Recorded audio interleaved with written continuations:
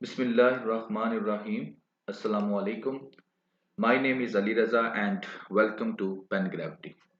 जी इस लेक्चर के अंदर हम डिस्कस करेंगे टुडे जो डॉन न्यूज़पेपर है उसके एडिटोरियल्स को। और जब हम इन एडिटोरियल्स का एनालिसिस करेंगे तो उसके अंदर हमारा फोकस रहेगा इन एरियाज के ऊपर। जो नए स्टूडेंट्स हैं उनके लिए बता दूं, ऐसे होगा current affair, Pakistan affair, social sciences के जो सब्जेक्ट्स हैं वो, और इसके साथ साथ जो क्रिटिकल अप्रोच है आपकी उसके ऊपर वर्किंग की जाएगी और साथ साथ आर्गूमेंट बिल्डिंग के ऊपर वर्किंग की जाएगी। और ये दो जो चीज़ें हैं ये इन सारे सब्जेक्ट्स के साथ साथ खास तौर पर स्पेशली आपका जो एसए का पेपर है वहां पर आपके लिए बहुत ज़्यादा हेल्पफुल रहेगी। And today is 20th of January 2024। अब ये जो एरिया जब हम कवर करेंगे तो इसमें हम सिर्फ ये जो एडिटोरियल्स होंगे इनको डिस्कस करेंगे। इसके अंदर जो रेलिवेंट मटेरियल है उसको देखेंगे कि किस तरह से हम जो है इन एरियाज के ऊपर, इन एरियाज के अंदर और उसको हम इस्तेमाल कर सकते हैं। जी लेक्चर शुरू करने से पहले एक दफा आप ओवरव्यू देख लें, जो स्लाइड्स हम इसके अंदर डिस्कस करेंगे उनका, ताकि आपको आइडिया हो जाए कि किस तरह से जो है ये प्रेजेंटेशन आपके लिए तैयार की जाती है। स्पेशली डिफरेंट किस्म के मैप्स लगाकर ये जो भी चीज़ें कोशिश की जाती है कि इसको ऐसा बना दिया जाए कि जब आप ये लेक्चर सुने तो आपके जहन में किसी किस्म का कोई भी क्वेश्चन ना रहे। ठीक है ना? तो इसलिए फिर इसके ऊपर मैक्सिमम कोशिश की जाती है कि सिर्फ वर्डिंग के अंदर नहीं बल्कि ग्राफ्स हो, मैप्स हो या कुछ भी हो, लेकिन जब आपके साथ डिस्कशन शुरू कर दी जाए तो आपको साथ साथ हर चीज जो है वो क्लैरिटी होती जाए। और साथ साथ हम अल्टीमेटली टाइम का भी इसके अंदर रखते हैं कि ज्यादा टाइम भी ना लगे। जी शुरू करते हैं। ये रहा आपका टुडे जो डॉन न्यूज़पेपर है उसके एडिटोरियल्स और ओपिनियन वाला पेज। और इस लेक्चर के अंदर मैं डिस्कस करूंगा आपके साथ एडिटोरियल्स। और ये वाला सेक्शन है आपके एडिटोरियल्स का 1, 2 एंड 3। इन तीन एडिटोरियल्स को मैं आपके साथ जो है इस लेक्चर के अंदर डिस्कस करूंगा। बाकी ये वाला जो सेक्शन आपका ओपिनियन वाला है that is also very much important. इसके अंदर 4 ओपिनियंस होते हैं डेली बेसिस के ऊपर, 1, 2, 3 एंड 4। और ये 4 ओपिनियंस आप कह सकते हैं कि 4 डिफरेंट किस्म के टॉपिक्स होते हैं। इनको आप मिनी ऐसे भी कह सकते हैं। और इसके लिए आपको रजिस्ट्रेशन करवानी पड़ेगी इस नंबर के ऊपर। आप व्हाट्सअप करें, फोकल पर्सन आपको प्रॉपरली गाइड कर देगा। एंड जी, और दूसरी चीज आगे ये है कि जी डिस्क्रिप्शन के अंदर आपको पीडीएफ लिंक मिल जाएगा, ये जो मैं आपके साथ डिस्कस करने जा रहा हूँ लेक्चर, इसकी स्लाइड्स का। साथ साथ टुडे न्यूज़पेपर है उसका भी आपको लिंक मिल जाएगा, आप डाउनलोड भी कर सकते हैं। और व्हाट्सअप चैनल का लिंक है, वहां से आप ज्वाइन भी कर सकते हैं। और इसके चैप्टराइजेशन भी हम कर देंगे, 3 चैप्टर बना देंगे। जोन सा ओपिनियन आप चाहें आप सुन सकते हैं, प्रायोरिटी आप खुद डिसाइड कर सकते हैं। और कोई भी क्वेश्चन हो आप कमेंट सेक्शन के अंदर पूछ सकते हैं। जी टुडे जो क्वेश्चन है वो, चूंकि ईरान के साथ हमारे मामलात आपके सामने हैं, प्रीवियस 2 डे से हम इसको डिस्कस कर रहे हैं। How many districts of Pakistan bordering the neighbouring country Iran? Pakistan के कितने डिस्ट्रिक्ट्स हैं जिनका बॉर्डर जो बॉर्डर पर हैं और ईरान के बॉर्डर को कनेक्ट होते हैं? यानी कि इस तरफ ईरान है, इस तरफ पाकिस्तान है, तो इस बॉर्डर पर कितने डिस्ट्रिक्ट्स हैं? 1 है, 2 है, 3 है, 4 है, 5 है, 6 हैं, कितने हैं? तो आपने जस्ट कमेंट सेक्शन के अंदर नंबर बताना है कि पाकिस्तान के इतने डिस्ट्रिक्ट जो हैं वो ईरान और पाकिस्तान के बॉर्डर पर हैं, यानी कि ईरान के बॉर्डर पर एग्जिस्ट करते हैं। तो नंबर ऑफ डिस्ट्रिक्ट्स आपने बताने हैं। और being a student of competitive exam, objective perspective में भी आपको ये पता होना चाहिए। और अगर पॉसिबल हो, क्योंकि ये थोड़े से तो हैं, आप इनको याद भी कर लें। तो कमेंट सेक्शन के अंदर आपने इस आंसर भी देना है इसका, और साथ में आप लोगों ने फीडबैक जरूर देना है। चलिए जी शुरू करते हैं। फर्स्ट है व्हाट्स द प्लान? प्लान क्या है? तो इस ओपिनियन के अंदर वो जो डिस्कस करेगा वो डिस्कस यही करेगा कि पाकिस्तान के अंदर 8 फरवरी को इलेक्शन होने जा रहा है। और उस इलेक्शन के अंदर, यानी कि इलेक्शन से पहले ज़ाहिर है पॉलिटिकल पार्टीज हैं जो इलेक्शन लड़ेंगी, लेकिन इन पॉलिटिकल पार्टीज के प्लान्स क्या हैं कुछ बता ही नहीं रही। इलेक्शंस आने वाला है, बिल्कुल नज़दीक है। और मैनिफेस्टो जो है अपने उसके ऊपर भी इन्होंने कोई वर्किंग नहीं की। मैनिफेस्टो वगैरह क्या है ये मैं सारा इसके अंदर जो है आपके साथ डिस्कस करूंगा। तो बेसिकली ये पॉलिटिकल पार्टीज के ऊपर है कि पॉलिटिकल पार्टीज जो है वो क्या, उनका प्लान क्या है। और उसके बाद फिर इसको मैं लेके जाऊंगा आपके पेपर की तरफ और स्पेशली आपके एसे की तरफ। इसको जो है इसकी डायरेक्शन सेट करूंगा कि एसे के अंदर ये मटेरियल आप कहाँ पे यूज कर सकते हैं। ये एक पिक्चर थी, इसको भी मैंने कहा लगा दूं, तो इससे भी आपको कुछ हद तक क्लैरिटी हो जाएगी कि ये जो है कभी no I support Pakistan People Party and पहले ये पाकिस्तान मुस्लिम लीग को सपोर्ट कर रहे थे and I think so it's Chaudhry Shahzad sahab हैं पाकिस्तान मुस्लिम लीग काफ के। तो बहरहाल ये पिक्चर थी, ये भी पॉलिटिक्स से रिलेटेड थी, तो मैंने इसको भी साथ में अटैच कर दिया। सो जी कहता क्या है, क्वेश्चन करता है सबसे पहले एडिटोरियल वाला कि what exactly are political parties fighting for the upcoming general elections. जो जनरल इलेक्शंस आ रहे हैं तो पॉलिटिकल पार्टीज किस चीज के लिए लड़ने जा रही हैं, व्हाट आर देयर प्लान्स, उनके प्लान क्या है। जाहिर है कोई भी काम है, आप लोग कॉम्पिटिटिव एग्जाम्स की तैयारी कर रहे हैं तो आपको एक अल्टीमेट एक गोल आपने सेट किया है कि जब मैं ये एग्जाम्स जो है आपको पता है मैं क्लियर कर लूंगा तो उसके बाद मुझे एलोकेशन हो जाएगी, मैं पुलिस सर्विस में चला जाऊंगा या एडमिनिस्ट्रेटिव सर्विसेज में या जो भी आपकी प्रेफरेंस है। तो आपको एक एंड पॉइंट पता है, that is my and point, यहां तक मैंने जाना है और कैसे जाना है वो भी आपको पता है और उसके लिए आप मेहनत भी कर रहे हैं। तो यही क्वेश्चन वो पॉलिटिकल पार्टीज को पूछता है कि आप इलेक्शंस तो लड़ने जा रही हैं लेकिन प्लान क्या है, क्यों लड़ने जा रही हैं, कुछ बताएं तो सही कि इलेक्शंस आप लड़ने जा रही हैं, आप जीत भी जाती हैं, पावर में भी आ जाती हैं, तो आप लोग क्या करेंगे और कैसे करेंगे। ठीक है, तो ये है बेसिकली इसका डिस्कशन। तो इसके ऊपर वो कहता है, अब होता क्या, यहां से आगे जाने से पहले मैं बता दूं एक वर्ड मैंने अभी यूज किया मैनिफेस्टो का। तो मैनिफेस्टो असल में एक डॉक्यूमेंट होता है जो कि हर पॉलिटिकल पार्टी अपना इशू करती है, पॉलिटिकल कैंपेन के अंदर इसको डिस्कस करती है कि भाई मेरा मैनिफेस्टो, पॉलिटिकल पार्टी का मैनिफेस्टो ये है, जब मैं पावर में आती हूं, अगर आप लोग मुझको वोट देते हैं तो मैं पावर में आता हूं तो मैं पाकिस्तान की जानता हूं प्रॉब्लम्स क्या है। ये इकोनॉमी की प्रॉब्लम है, एजुकेशन की प्रॉब्लम है, ओवर पॉपुलेशन की प्रॉब्लम है, हेल्थ की प्रॉब्लम है।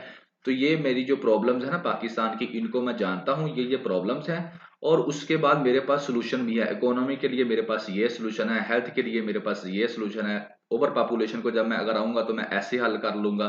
तो ये होता है मैनिफेस्टो, जिसके अंदर पॉलिटिकल पार्टी बताती है कि जनाब ये प्रॉब्लम्स हैं पाकिस्तान की, ये मुझे पता है। कोई भी किसी भी मुल्क की जो पार्टी हो वो बताती है और साथ साथ वो ये भी बता देती है कि मैं, आप लोग अगर मुझको वोट देते हैं तो मैं ये वाला तरीका यूज करके आपका ये वाला प्रॉब्लम हल कर दूंगा। तो जब वो ये प्रॉब्लम हल कर देंगे तो अल्टीमेटली जो उस मुल्क की अवाम है, जो उस मुल्क के लोग हैं, उनको बेनिफिट्स मिलेंगे। ठीक है, तो लोग फिर क्या करते हैं, जब उस बंदे की बातें सुनते हैं, पॉलिटिकल पार्टी के हेड की बातें सुनते हैं, उसके मैनिफेस्टो को सुनते हैं, तो अपनी अपनी अकल के मुताबिक, अपनी अपने इल्म के मुताबिक या नॉलेज के मुताबिक, जो पॉलिटिकल अवेयरनेस के मुताबिक क्या करते हैं, उसको सोच के समझ के कहते हैं कि यार इस बंदे का मैनिफेस्टो ठीक है तो हम इसको वोट देते हैं, तो वो फिर उसको वोट दे देते हैं। और जब वो पार्टी अगर पावर में आ जाती है, तो जब उसको वोट के बाद जब पावर में आ जाती है तो फिर उसके बाद लोग देखते हैं कि जो इसने बातें की थी, जो इसने मैनिफेस्टो के अंदर एक्सप्लेन किया था, क्या इसने प्रैक्टिकली करके दिखाया है या नहीं। अगर तो उसने प्रैक्टिकली करके दिखाया है तो नेक्स्ट टाइम जब वो इलेक्शंस के लिए आता है तो लोग उसको वोट देते हैं। लेकिन अगर उसने वो करके नहीं दिखाया तो फिर लोग उसको रिजेक्ट कर देते हैं। तो आप कह सकते हैं कि मैनिफेस्टो बेसिकली किसी भी पॉलिटिकल पार्टी की जो प्रोग्रेस होती है उसको मापने का एक पैरामीटर है, एक ऐसा इंस्ट्रूमेंट है जिससे लोग उस पॉलिटिकल पार्टी की जो बातें और प्रैक्टिकल दोनों, थ्योरी और प्रैक्टिकल दोनों का एनालिसिस करते हैं। तो ये है बेसिकली मैनिफेस्टो। और अब वो यही कहने जा रहा है कि जनाब पॉलिटिकल पार्टीज आप तो इलेक्शंस में जा रही हैं लेकिन आपके प्लान्स क्या हैं, आपका मैनिफेस्टो क्या है, आप कुछ बताएंगी। तो आप बता क्यों नहीं रही, थोड़े दिन तो पीछे रह गए हैं। तो उसके ऊपर वो कहता है कि जो पाकिस्तान पीपल पार्टी है उसने सिर्फ 10 पॉइंट्स बताए हैं, 10 पॉइंट्स की एक लिस्ट दी है, टू डू लिस्ट। वो लिस्ट क्या है वो इसके अंदर उसने डिस्कस नहीं की, अगर वो करता तो मैं आपको उसके ऐड भी कर देता, लेकिन अगर उसको मैं ऐड करूंगा तो फिर ये बहुत लंबा होती जाएंगी चीजें। तो बहरहाल कोशिश ये होती है कि इसको जो उसने कहा है, हो सकता है नेक्स्ट एक दो दिनों के अंदर ये आ भी जाए तो हम इसको डिस्कस भी कर लें।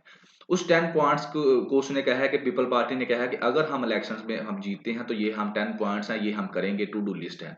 इसी को उन्होंने अपना मैनिफेस्टो कह दिया है। लेकिन यहाँ पर कमी किस चीज की है कि किस तरह करेंगे ये नहीं बताया। कि ये आपने बता दो, फॉर एग्जाम्पल उन्होंने कहा होगा कि हम जो क्या करेंगे, इकोनॉमी बेहतर कर देंगे पाकिस्तान की, हम एजुकेशन जो है उसको और बेहतर कर देंगे, लिटरेसी रेट लोगों का, हेल्थ की सहूलतें लोगों को दे देंगे, कर्जा मुल्क का उतार देंगे, एक्सपोर्ट बढ़ा देंगे, इंपोर्ट कम कर देंगे, बिजली पर जो है हम फ्री यूनिट दे देंगे। तो जस्ट लाइक दिस जो भी उन्होंने पॉइंट्स कहे होंगे तो कह तो दिए, लेकिन कैसे करेंगे ये नहीं बताया। और हमेशा ऐसा ही होता है, यहां पर आकर जो है वो क्या हो जाता है, काम खराब हो जाता है। तो इन्होंने भी ऐसे किया, पॉइंट्स दे दिए टू डू लिस्ट, और यह हमारा मैनिफेस्टो है ये भी कह दिया, लेकिन कैसे करेंगे ये नहीं बताया। पाकिस्तान मुस्लिम लीग नवाज, उसने तो अभी अपना मैनिफेस्टो जो है उसको डिले कर रही है, शो ही नहीं करवाया। पीटीआई की बात करती है वो तो अभी सर्वाइवल के स्ट्रगल कर रहा है, उसकी सारी एनर्जी जो है अपने आप को बचाने में लगी पड़ी हैं। कभी इलेक्शन कमीशन ऑफ पाकिस्तान का केस है, सुप्रीम कोर्ट का केस है, उसको इलेक्शंस में जाने ही नहीं दिया जा रहा, तो मैनिफेस्टो उन्होंने कहाँ से अपना देना है। तो ये तीन आपकी पॉलिटिकल पार्टीज हैं पाकिस्तान की, तो ये उसकी सूरत हाल आपके सामने है और ये इलेक्शन में जा रही हैं और मैनिफेस्टो कहाँ है किसी को पता ही नहीं है। उसके बाद अगला पॉइंट वो कहता है कि ये पॉलिटिकल पार्टीज ऊपर वाली हैं, ये आर्गू नहीं कर सकती कि हमें टाइम नहीं मिला, ये हमें इतना टाइम नहीं मिला कि हम अपना मैनिफेस्टो तैयार कर सकते और लोगों के सामने एक्सप्लेन कर सकते। क्यों? कहता है कि कॉन्स्टिट्यूशनल जो टाइम लाइन है वो 90 डेज की है और 90 डेज जो है वो तो कब के पूरे हो चुके हैं, अब तो आपको 3 एडिशनल मंथ भी मिल चुके हैं, अब तो 6 मंथ हो गए हैं। और उसके साथ साथ कहता है ये जो प्रॉब्लम्स हैं पाकिस्तान की, जैसे इकोनॉमी की, हेल्थ की, एजुकेशन की, ओवर पॉपुलेशन की, ये जो नई नहीं है, ये पिछले कई सालों से यही प्रॉब्लम चलती आ रही हैं। तो अगर आप ये कहें ना कि हमारे पास टाइम नहीं है, तो फिर ये बिल्कुल ही गलत बात है। ना टाइम तो वैसे 90 दिन का होता है। कॉन्स्टिट्यूशन जो कहता है, कॉन्स्टिट्यूशन ये कहता है कि जब भी जो है इलेक्शन वैसे तो 60 डेज के अंदर करवाए जाते हैं, लेकिन अगर जो है रिजाइन दे दिया जाए, गवर्नमेंट रिजाइन दे दो, तो विद इन 90 डेज करवाते हैं। और आप तो विद इन 90 डेज तो 3 मंथ होते हैं और आप तो 6 मंथ होने वाले हैं। तो वो ये बात करता है कि ये भी गलत है। और दूसरा कहता है कि कई सालों से एक हमारी प्रॉब्लम्स यही हैं, तो लिहाजा अगर आप ये कहते हैं कि हमारे पास टाइम नहीं मिला हमको, तो वो भी जो है गलत बात है। ठीक हो गया जी। नेक्स्ट पॉइंट के अंदर वो मैनिफेस्टो की बात करता है। जिस तरह मैंने आपको पहले शुरू में एक्सप्लेन कर दिया कि मैनिफेस्टो क्या था, सादा अल्फाज के अंदर बिल्कुल आपको क्लैरिटी होगी कि मैनिफेस्टो किसको कहा जाता है। और कहता है यही कि ये हेल्प करता है वोटर्स की, किस वो ऑब्जर्व कर सकें, ठीक है ना, कि जज कर सकें कि पार्टी जो है वो सूटेबल है या नहीं गवर्न करने के लिए। और उसके बाद अगर वो पार्टी आ भी जाती है तो उसको फिर देखें कि उसने गवर्न किया तो क्या आउटपुट्स रही। यही वो बात इन इंग्लिश लैंग्वेज के अंदर जो है वो लिख देता है, जो मैंने आपको पहले एक्सप्लेन कर दिया। आगे वो बात करता है कि अनफॉर्चुनेटली जो हमारी बड़ी पार्टीज है ना, जिस तरह आप जो दो तीन पाकिस्तान पीपल पार्टी, नून लीग और ये वाले पीटीआई वाले, तो कहते हैं अनफॉर्चुनेटली जो हमारी बड़ी पार्टीज हैं पाकिस्तान के अंदर, वो अडहाक जो होती है ना अप्रोच, अडहाक कहते हैं बेसिकली इमरजेंसी, जैसे कहते हैं अडहाक बेसिस पे अपॉइंटमेंट की गई है, तो इमरजेंसी बेसिस पे कहते हैं वक्ती तौर पर जो है इमरजेंसी तौर पर जरूरत पड़ी तो बंदे भर्ती कर लिए। तो वो कहता है ये जो है ना ये चूज करते हैं अडहाक अप्रोच, अडहाक अप्रोच करते हैं और get power first, decide what to do with later, के पहले ये चाहते हैं हम गवर्नमेंट में आ जाएं, उसके बाद फिर देखेंगे कि क्या करना है। ठीक है, ये इनकी जो हमारे पाकिस्तान की बड़ी बड़ी पॉलिटिकल पार्टीज हैं, ये है इनकी अप्रोच कि पहले तो आप आ जाएं पावर में, उसके बाद देख लेंगे कि कौन सी चीज को कैसे करना है और कैसे नहीं करना है। और बहरहाल फिर वो कहता है कि इन सब पॉलिटिकल पार्टीज को जमात इस्लामी से लेसन जो है लेना चाहिए, जिन्होंने ये सारा मैनिफेस्टो अपना एक्सप्लेन करके दे दिया है कि what it can achieve if given executive powers, कि अगर इसको पावर में आप लोग लेके आते हैं वोट देकर, तो ये फिर क्या किस तरह से ये जो चीजें हैं अचीव करेंगी। ठीक है ना, किस तरह से ये जो है अपना मैनिफेस्टो है उसको इम्प्लीमेंट करेंगी और उससे रिजल्ट भी निकालेंगी। तो इंशाल्लाह फ्यूचर में जो है प्लान है हमारा, अगर ज़िंदगी रही तो इसको जैसे-जैसे सेटअप को मैनेज करते जाएँगे, तो उसमें फिर हम ये जो चीज़ें होती हैं ना मैनिफेस्टोज़ जो हैं, इनको भी डिस्कस किया करेंगे। लेकिन अभी फ़िलहाल तो टाइम स्पेस इतनी नहीं होती कि कोई भी नई चीज़ जो है वो इसके अंदर ऐड की जाए। तो जैसे ही टीम के अंदर कोई नया सूटेबल जो है पर्सनैलिटी ऐड होगी, तो फिर हम इन चीज़ों को भी कवर करना शुरू कर देंगे। पेपर पर्सपेक्टिव में अगर मैं इस डिस्कशन को लेकर जाऊँ जो अभी हमने की है मैनिफेस्टो को लेकर, तो ये डायरेक्टली आपकी जो डेमोक्रेसी का जो मेन टॉपिक है उसको हिट करती है। डेमोक्रेसी कैसे किसी भी कंट्री के अंदर है, उसके लिए होता है फ्री एंड फेयर इलेक्शंस का होना। और फ्री एंड फेयर इलेक्शंस करवाता है इलेक्शन कमीशन किसी भी मुल्क का, जैसे पाकिस्तान का है। और इलेक्शन में जाता कौन है? पॉलिटिकल पार्टीज जाती हैं, अल्टीमेटली पॉलिटिकल पार्टीज जाती हैं, जाकर इलेक्शन लड़ती हैं, इलेक्शन लड़ने के बाद पावर में आती हैं, तो इसे हम कहते हैं डेमोक्रेसी। अब पॉलिटिकल पार्टीज का होता है मैनिफेस्टो, जिस तरह मैंने आपको सारा एक्सप्लेन कर दिया कि वो क्या होता है। और वेस्टर्न कंट्रीज के अंदर ये बड़ी ही अच्छी और एक प्रैक्टिस है, उनका एक कल्चर है पॉलिटिकल पार्टीज का, कि वो अपने मैनिफेस्टोज के ऊपर भरपूर तरीके से कंपेन भी करते हैं और डिस्कशन भी करते हैं, और उससे लोगों को पॉलिटिकल अवेयरनेस भी आती है। ठीक हो गया। अब जब हम ये सारी चीजें देखते हैं तो that is it interconnected with reference to democracy. तो किसी भी मुल्क की अगर डेमोक्रेसी को स्ट्रॉन्ग करना है तो इन चीजों का होना जरूरी है। लेकिन जब हम पाकिस्तान की बात करते हैं तो मैनिफेस्टो का जो कल्चर है वो यहाँ पर एग्जिस्ट ही नहीं करता, और अगर एग्जिस्ट भी करता है तो इट्स जस्ट अ फॉर्मेलिटी।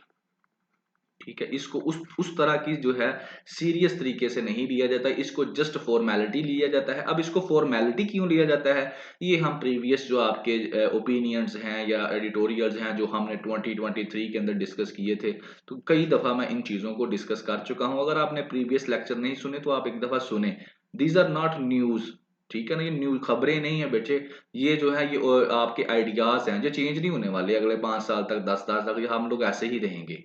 इतनी जल्दी ये चीज़ें तब्दील नहीं होने वाली। सो आप लोग प्रीवियस लेक्चर्स भी सुने तो आपको काफ़ी आइडियाज़ जो हैं वो मैच्योर होते जाएँगे। तो पाकिस्तान में जो मैनिफेस्टो कल्चर है वो एग्ज़िस्ट ही नहीं करता, अगर करता भी है तो जस्ट लाइक अ फॉर्मेलिटी करता है, और उसकी वजह ये है कि पाकिस्तान में पॉलिटिकल पार्टीज़ लोगों के पास नहीं वोट लेने के लिए जाती, बल्कि आपस में तोड़-जोड़ की सियासत के ऊपर बिलीव रखती हैं। और ये आप लोग जो ये वाली जनरेशन है वो इस चीज़ को देख भी रही है, प्रैक्टिकली एक्सपीरियंस भी कर रही है कि किस तरह एक पॉलिटिकल पार्टी दूसरे के साथ मिल रही है, वो दूसरी तीसरे के साथ मिल रही है, गठजोड़ कर रही है, सीट एडजस्टमेंट कर रहे हैं। ठीक है, कि कोई भी जीते, पावर में कौन आएगा वो लोग खुद ही डिसाइड कर लेंगे। So that is all. आप कह सकते हैं कि पाकिस्तान में डेमोक्रेटिक जो डेमोक्रेसी स्ट्रॉन्ग क्यों नहीं हो रही, and one of the reason एक मैनिफेस्टो कल्चर ही नहीं है, यहाँ पर लोगों को बताया ही नहीं जाता इसके बारे में। एक्सटर्नल चैलेंजेस, तो ये रहा आपका दूसरा एडिटोरियल। वेल रिटन है, बहुत प्यारा लिखा है, बड़ा कंप्रीहेंसिव उसने लिखा है, और काफ़ी आइडियाज़ को उसने क्या किया है, एक जगह पर इकट्ठा कर दिया है। और इसको आप कह सकते हैं, अगर आपको कोई भी पूछे what are the challenges for Pakistan right no, तो बड़े प्यारे तरीके से उसने इंटरनल चैलेंजेस और एक्सटर्नल चैलेंजेस दोनों ही आपके लिए एक्सप्लेन कर दिए। दो लिमिट जो इसकी जो लिस्ट है वो काफ़ी ज़्यादा है चैलेंजेस की, लेकिन कुछ मेन चैलेंजेस जो हैं इस एडिटोरियल के अंदर पाकिस्तान के उसने डिस्कस कर दिए हैं। अब उनके अंदर वो चाहता है, पहले अब हम चलते हैं इसको डिस्कस करते हैं कि क्या चैलेंजेस हैं। तो पहले तो वो कहता है कि जो इलेक्शंस होने जा रहा है, तो इलेक्शंस के बाद एक आएगी नई गवर्नमेंट। अब जब नई गवर्नमेंट पावर में आएगी तो उसके लिए कुछ चैलेंजेस, पहले जब वो आएगी तो कुछ चैलेंजेस हैं अल्टीमेटली। अब उन चैलेंजेस में दो तरह के चैलेंजेस हैं, एक है इंटरनल चैलेंजेस और एक है एक्सटर्नल चैलेंज। ठीक है, इंटरनल चैलेंजेस के अंदर वो कहता है कि एक तो उनको इकोनॉमी जो है वो फिक्स करने की जरूरत है, और दूसरा ये जो पॉलिटिकल पोलराइजेशन पाकिस्तान के अंदर हो रही है इसको क्या करने की जरूरत है, एड्रेस करने की जरूरत है। ये दो है इंटरनल चैलेंजेस। और उसके बाद क्योंकि उसने इसका नाम भी एक्सटर्नल चैलेंजेस रखा है, तो उसका ज्यादा फोकस दूसरे पॉइंट पर रहेगा जो आपके एक्सटर्नल चैलेंजेस हैं। और इसके इसके अंदर क्या है, इसके अंदर है आपके जो 4 नेबर्स हैं पाकिस्तान के, उनके साथ अच्छे ताल्लुकात रखना, और उसके लिए आपकी जो फॉरेन पॉलिसी है वो बड़ा अहम किरदार अदा कर सकती है। और एक्सटर्नल चैलेंजेस के ऊपर वो क्यों जोर दे रहा है इस एडिटोरियल के अंदर, क्योंकि ईरान भी आपका क्या है, एक नेबर कंट्री है, और उसके साथ आपके ताल्लुकात पिछले 2-4 दिनों के अंदर काफ़ी ख़राब हो चुके हैं, जिसकी वजह से फिर वो ये एडिटोरियल है, समझ लें कि एक्सटर्नल चैलेंजेस के ऊपर इसका ज़्यादा फोकस है, और इसने हल्का सा टच दिया है इंटरनल चैलेंजेस के ऊपर। ठीक हो गया जी। अब आ जाते हैं हम पहले इंटरनल चैलेंजेस के ऊपर। वैसे तो उसने वर्डिंग लिख दी है कि इकोनॉमी, आपको पता है किस तरह क्या हाल है इकोनॉमी का, डेली कोई ना कोई ओपिनियन डिस्कस करते हैं, क्या क्या प्रॉब्लम्स हैं वो भी हम लोग डिस्कस करते हैं, तो वो तो आपको याद हो जानी चाहिए अब तक ना। तो उसको क्या करना है, जो नई गवर्नमेंट आएगी फिक्स करेगी। कैसे करेगी, मैनिफेस्टो में तो उन्होंने बताया नहीं, वो कैसे करेंगी वो एक अलग सेपरेट डिबेट है। तो ये एक चैलेंज है नई गवर्नमेंट के लिए। दूसरा चैलेंज है पॉलिटिकल पोलराइजेशन। तो इसके ऊपर हल्का सा मैं आपको टच दे देता हूं ताकि आपको एक आइडिया कन्वे करने की कोशिश करता हूं छोटा सा, कि व्हाट इज पॉलिटिकल पोलराइजेशन। तो वो आप लोग देख लें। सादा जो है ये पिक्चर है आपके सामने, ये आप समझ लें आपकी सोसाइटी है, पाकिस्तान की सोसाइटी है, और ये क्या है, बिखरी पड़ी है। ये आप देख रहे हैं ना कलर में, कुछ लोग यहाँ पर हैं, आपको ये दिखाया है कि ये रेड कलर में अलहदा है, ये अलग-अलग कलर्स के अंदर ग्रुप्स बने हुए हैं। तो ये बेसिकली उसका कहने का मतलब ये है कि ये जो सोसाइटी है आपकी, ये उसकी दरार पड़ी हुई है कि आप लोग बिखरे पड़े हैं। पोलराइजेशन का मतलब ये होता है डिवाइड हो जाना, तकसीम हो जाना। अब जब हम पॉलिटिकल पोलराइजेशन की बात करते हैं तो इसका मतलब ये होता है कि कुछ आइडियोलॉजीज की वजह से, अपनी अपनी सोच की वजह से क्या हो जाना, डिवाइड हो जाना। तो पॉलिटिकल पोलराइजेशन पाकिस्तान के अंदर क्या है कि पाकिस्तान की जो सोसाइटी है वो मुख्तलिफ सोचों की वजह से, मुख्तलिफ आइडियाज की वजह से क्या है, बिखरी पड़ी है।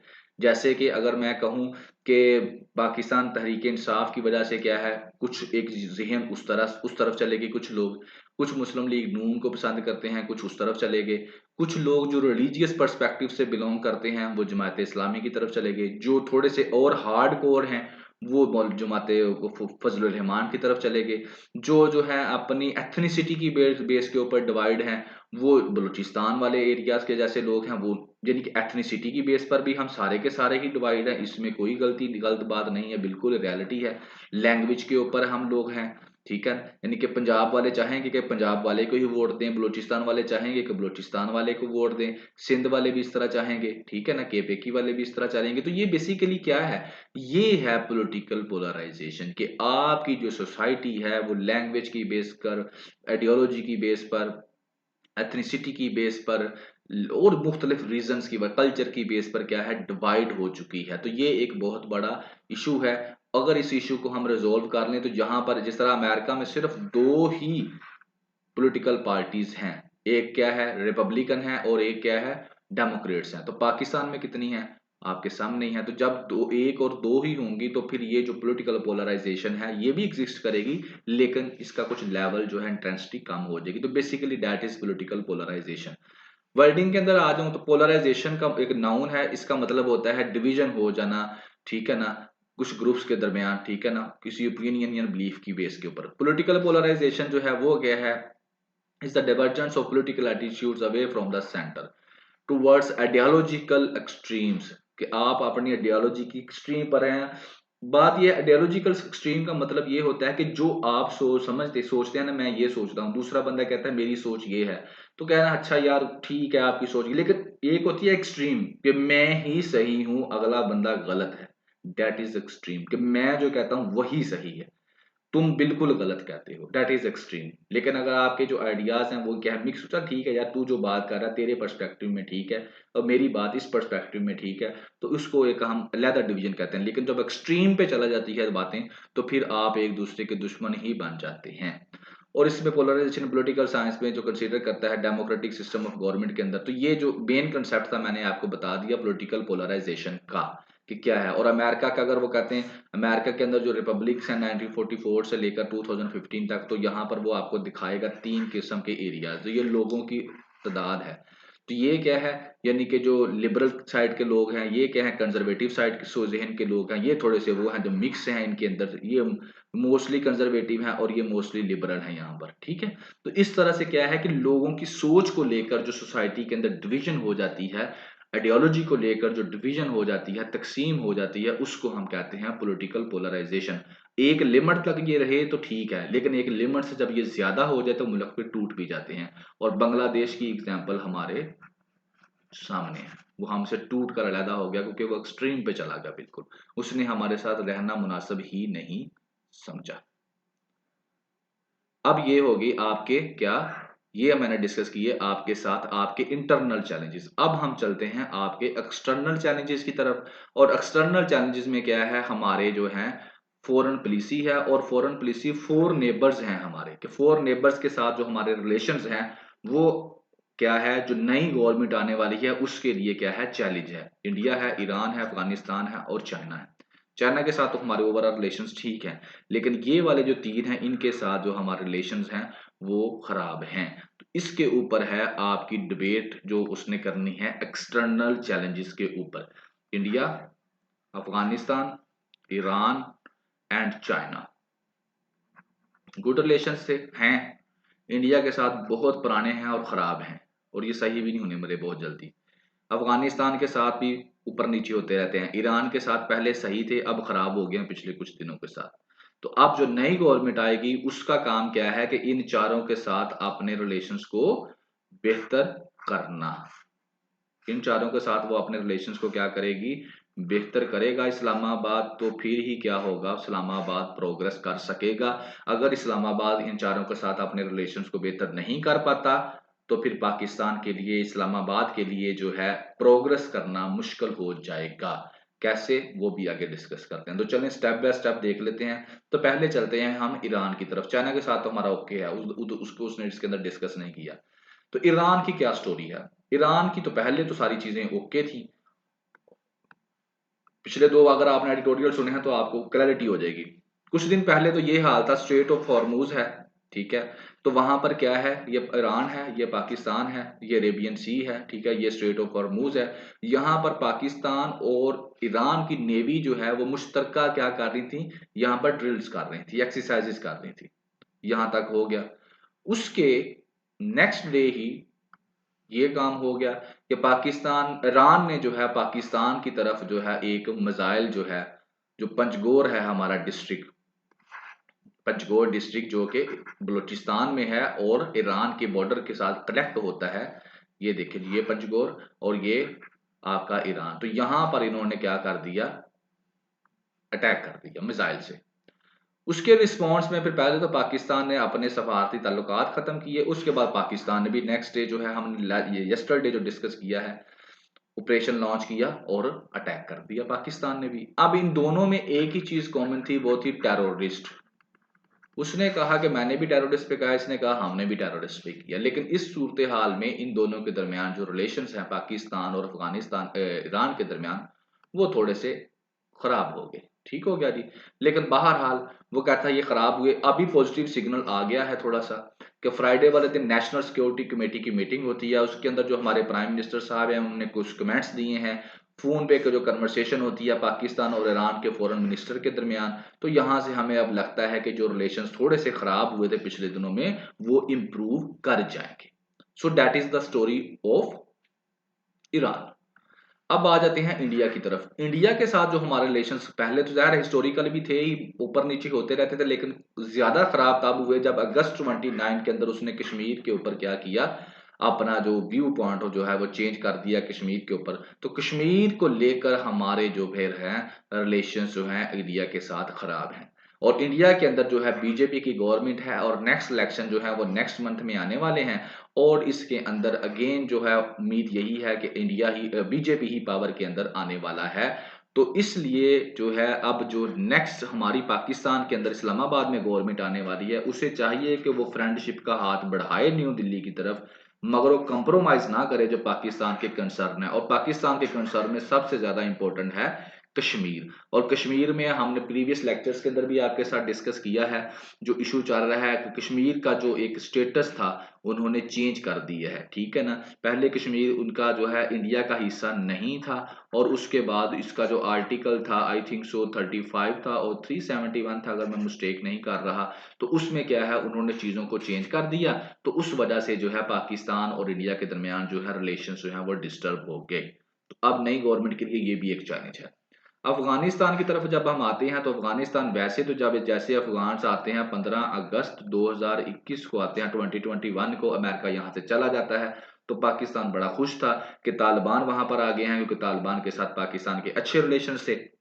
लेकिन अब जो है मसला ये बन गया है कि तरीके तालिबान पाकिस्तान वाले अफगानिस्तान की जो जमीन है उसको इस्तेमाल करके पाकिस्तान के अंदर टेररिस्ट एक्टिविटीज कर रहे हैं, और उससे पाकिस्तान को बहुत ज़्यादा नुकसान हो रहा है। और पाकिस्तान ने कई दफ़ा जो अफ़गान तालिबान है उनको कहा भी है कि इनको रोकें, लेकिन वो उसको रोक नहीं पा रहे। तो लिहाजा अब यही इशू है कि किस तरह से इस चीज़ को सॉर्ट आउट किया जाए। तो और अफ़गान तालिबान को कहता है कि एक डिफ़िकल्ट कस्टमर है, लेकिन पाकिस्तान के पास कोई ऑप्शन और है नहीं, इन्हीं के साथ पाकिस्तान को इंगेज करना पड़ेगा, क्योंकि वहां पर कौन से इलेक्शंस होने हैं जिससे वो जो है वहां पर गवर्नमेंट चेंज हो जाएगी, और ना ही आप अपने नेबर्स भी को भी आप चेंज नहीं कर सकते।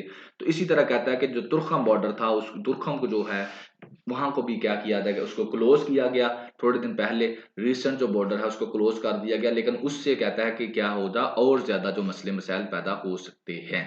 तो इसी तरीके से और भी यहाँ पर अगर मैं चीजें बताऊं, तो जो रिपैट्रिएशन की गई, जो अफगानियों को उनके घरों में वापस भेजा गया कि पाकिस्तान में जो रिफ्यूजी रह रहे थे इलीगल, कि जाओ जी आप लोग अफगानिस्तान वापस जाओ, तो ये भी एक यही टैक्टिक्स यूज किया पाकिस्तानी गवर्नमेंट ने कि तालिबान जो अफगानिस्तान के तालिबान हैं गवर्नमेंट में है, काबुल गवर्नमेंट को क्या किया जाए, प्रेशराइज किया जाए, ताकि वो जो टीटीपी की जो एक्टिविटीज हैं उनके ऊपर वो क्या कर सके, नजरसानी कर सके।